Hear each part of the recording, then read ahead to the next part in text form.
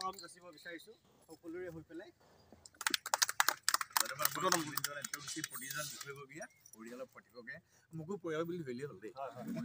আমি বিশেষ কি কয় মানে হেৰি দিছোঁ ন শুভাকাংক্ষী বিশেষ কৃতজ্ঞতা নালাগে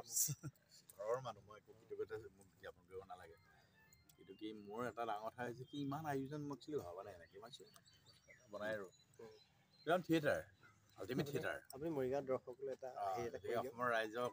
মই ক'লোঁ আৰু মৰিগাঁও ৰাইজক এটা কথাই কৈছোঁ সন্মিলিত নাট্যগোষ্ঠীয়ে অহা কাইলৈ আৰু পৰহিলে সন্ধিয়া বৰ ধুনীয়া ধুনীয়া সময় অকণ পাৰ কৰিব পাৰিব মৰিগাঁও স্কুল চিল্পধাৰত আপোনালোকে আহক কাইলৈ আছে আপোনালোকৰ বাবে বিনয় ডেকাৰ নাটক বননি লুকা ভাকু এখন সুন্দৰ নাটক আৰু তাৰ পিছদিনাখন অৰ্থাৎ পৰহিলে আছে মৃদুল চুতীয়াদাৰ দৰাৰ গাড়ী আৰু মোৰ লগত গোটেই কলা কৌশলী সন্মিলিত